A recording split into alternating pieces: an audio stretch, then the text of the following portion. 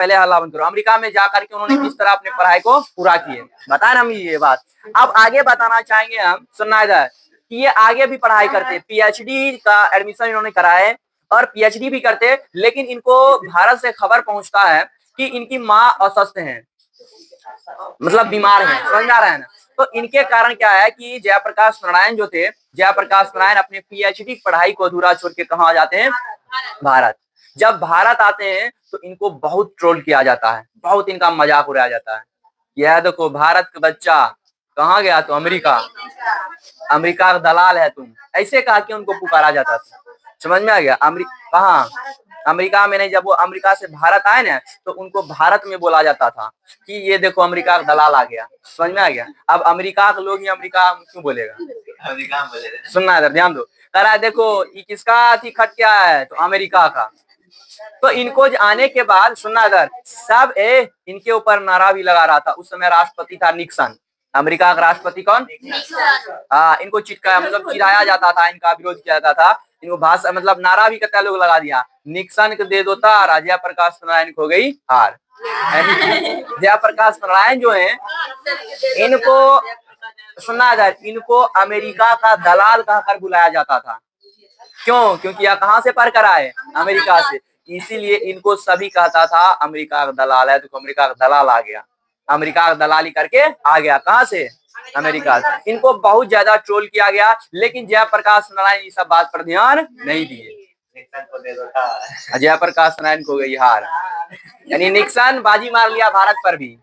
तो इस तरह सर जयप्रकाश नारायण को बहुत ही मजाक उड़ाया गया, बहुत विरोध भी किया गया, लेकिन वो इन सभी बातों पर ध्यान नहीं दिए। उनका मानना था, ध्यान दो इधर है, दिमाग में नहीं तो बात नहीं जाएगा।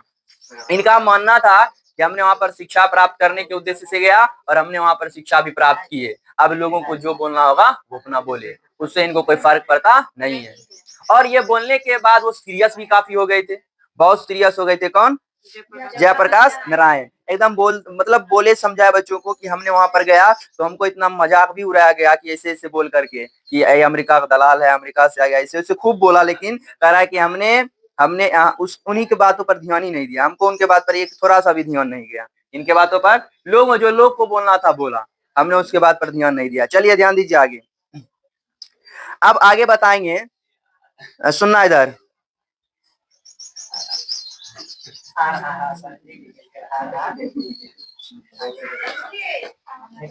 हाँ चलिए सुनिए। तो कह रहे हैं कि हम अभी इतना, देखो जयप्रकाश नारायण कुछ टाइम उम्र हो गया था, ध्यान दो इधर, उतना पहले वाला जुनून उनके अंदर नहीं था, लेकिन फिर भी वे अपने भाषण को कंटिन्यू रख रहे थे। मतलब जो भी उनका बोलने का तरीका था, मतलब बोलते थे ऐसे कि पूरा ग्राउंड में माहौल बन जाता था। तो कह रहे हैं कि हम ऐसे बोल रहे हैं, हमारे एक डॉक्टर हैं जो हमारा इलाज बात करते हैं, डॉक्टर रहमान, वहीं कहीं ग्राउंड में ही बैठे होंगे, उनको अंदर अंदर गुस्सा भी आ रहा होगा कि इनका तबीयत ठीक नहीं है, फिर भी इतना जोर जोर से क्या कर रहे हैं, भाषण दे रहे हैं। लेकिन क्या करें, हमको जुनून आ जाता है, जब देश की बात हो तो हम किसी का सुनते नहीं है, हम किसी का भी नहीं सुने। हमने महात्मा गांधी का भी बीच में आलोचना कर दिया था, ध्यान उधर। जवाहरलाल नेहरू थे, जवाहरलाल नेहरू के बारे में भी हमने उनको भी समझाया था। और उसके बाद लाल बहादुर शास्त्री जी थे हमारे देश के प्रधानमंत्री, हमने उनको भी बहुत सारे बात बताए थे और कोई भी हमारे बात को काटते नहीं थे। गांधी जी को हमने बहुत सारे बात बताए तो गांधी जी क्या करते थे, गांधी जी भी कहते थे नहीं ये ठीक है, ऐसा होगा। एक बार हमने लाल बहादुर शास्त्री जी से भी कहा था उनको, जो कश्मीर के मैटर से कुछ लड़ाई चल रहा था, तो उन्होंने भी मेरे बात को माने थे। और उसके बाद हमने एक बार जवाहरलाल नेहरू को भी एक अपना विचार दिए। मतलब उस टाइम ना तिब्बत के मैटर में चीन और भारत से खटपट चल रहा था, लड़ाई झगड़ा, कहाँ के मैटर से, तिब्बत। तो जवाहरलाल नेहरू उस समय हमारे देश के प्रधानमंत्री थे, तो उस समय ये भारत और चीन के बीच न समझौता हुआ, समझौता हो गया। लेकिन उसी टाइम जयप्रकाश नारायण जवाहरलाल नेहरू को बोलते हैं कि समझौता तो हो गया लेकिन आप तैयार ही रहिए, क्योंकि याद रखिए चीन जो है ना कब बात से मुकर जाएगा किसी को पता नहीं है। मैंने समझौता कर लिए दोनों में, लेकिन याद रखना वो समझौता तोड़ भी सकता है, हमला कर सकता है। मतलब एक समझौता आ जाता है कि हम भी ऐसे नहीं करेंगे, तुम भी वैसे नहीं करना, इतना तुम ले लो इतना हम, होता है कि नहीं। ऐसे ही कुछ समझौता हुआ जवाहरलाल नेहरू के साथ और चीन के साथ। तो जवाहरलाल नेहरू को सचेत किए थे कौन, जयप्रकाश नारायण। ये खुद बोल रहे हैं कि हमने जवाहरलाल नेहरू को कहा था कि आप जो हैं सचेत रहिए, क्योंकि चीन पर भरोसा नहीं किया जा सकता। लेकिन उन्होंने हमारे बातों को इग्नोर कर दिए थे और इग्नोर किए, जिसके कारण कुछ ही दिनों में क्या करता है, चीन वाला हमला कर देता है। और तब जवाहरलाल नेहरू को ऐसा लगता है कि नहीं, जयप्रकाश नारायण सही कहे थे, और वही चीन का हमला से उनको बहुत दिल पर चोट लगा, क्योंकि समझौता तोड़कर उन्होंने हमला किया। और उन्हीं 1-2 साल के अंदर जवाहरलाल नेहरू का निधन भी हो जाता है। तो बहुत ही दुखद बात है। इसलिए हमारे बात को उस टाइम लोग जब नहीं काटते थे तो विद्यार्थी को समझाते हैं, तुम लोग तो काटना ही मत, हम जैसे चला रहे हैं तुमको चलना है। क्योंकि याद रखो, हमको किसी से भी लड़ाई नहीं है, नहीं इंदिरा गांधी से, चाहे जो भी नेता हो उससे, हमको किसी से लड़ाई नहीं है।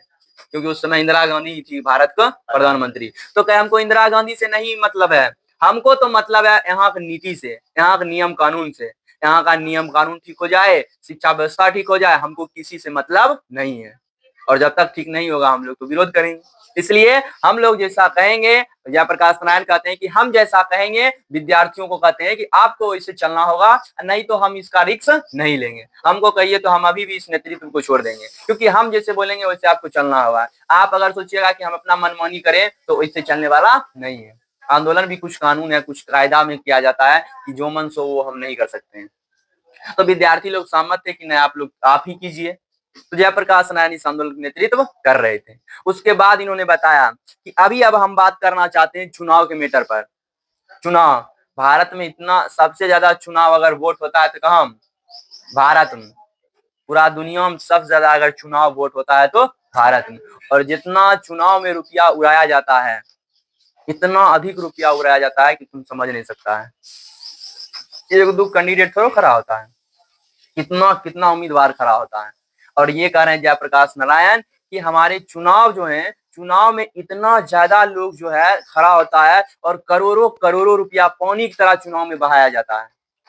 क्या अगर उसी रुपया को हमारे देश के हित के लिए लगा दिया जाए तो हमारा देश का विकास होगा, क्योंकि हमारा देश विकसित नहीं है।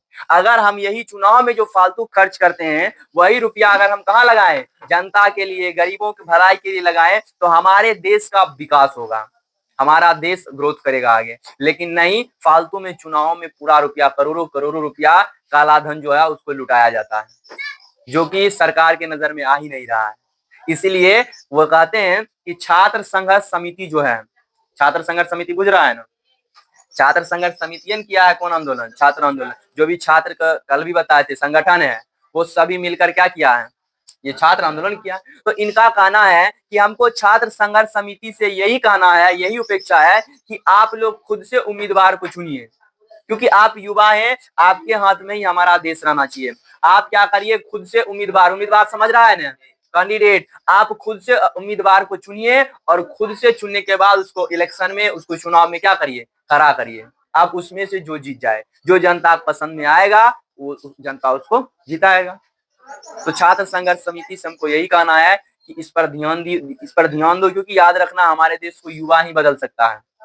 तो जो भी छात्र संघर्ष समिति है वो खुद से अपना एक नेता को चुने, अपना एक उम्मीदवार को खड़ा करें और उसको जिताएं।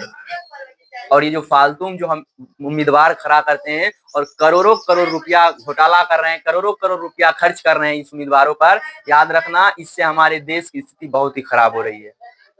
वही चुनाव वाला रुपया हम देश के विकास में नहीं लगाते हैं और चुनाव में उड़ा रहे हैं, जो कि गलत है। उन्हीं रुपया को उसका हिसाब किया जाए और उसी रुपया को क्या किया जाए, देश के भलाई के लिए लगाया जाए, तब जाकर हमारा देश को कुछ होगा, नहीं तो नहीं होगा। तो ये भी कहे, इनसे छात्र संघर्ष समिति से इन्होंने उपेक्षा बताई कि छात्र संघर्ष समिति जो भी है वो क्या करे, अपना उम्मीदवार खुद से खड़ा करे और खुद से चुनाव करे, और उसमें से जो भी हो उसको जिता करके उसका शासन भारत देश को हाथ में दिया जाए। इससे हमारे देश का क्या होगा, विकास होगा। कौन कहे बात, तो जयप्रकाश नारायण को जहां तक भी कहना था, उन्होंने अपने दम पर पूरा विद्यार्थियों को सपोर्ट किए, पूरा विद्यार्थियों को समझाए कि याद रखो भविष्य में देश को हम ही लोग को संभालना है, और हम अभी अगर ध्यान नहीं दिए तो आगे चलकर पछताने के सिवा कुछ होने वाला नहीं है। देश पीछे जाते जा रहा है, इसलिए विद्यार्थी को ही जो करना है विद्यार्थी ही करेगा। कोई दिक्कत उसको खत्म है, रहने दो। तो उन्होंने कहा कि अब जो भी संघर्ष समिति है वो अपना बैठक करे, बैठक करके उनको जो भी अच्छा उम्मीदवार लगे उस उम्मीदवार को वह खुद से क्या करे, खड़ा करे। याद रखना, कौन कही बात, जयप्रकाश नारायण। कोई दिक्कत यहाँ था? इस तरह उन्होंने अपना भाषण दिया, अपना लेक्चर दिए, कौन? जयप्रकाश नारायण। विद्यार्थी भी संतुष्ट हुए और विद्यार्थियों के अंदर जुनून भी जगा। उनको लगा कि नहीं, मतलब भाषण को हमको नेतृत्व करने वाले मिले हैं। कोई दिक्कत? तो यहाँ तक था उनका पूरा, इनका जयप्रकाश नारायण का। कोई दिक्कत नहीं? चलिए, हाँ तो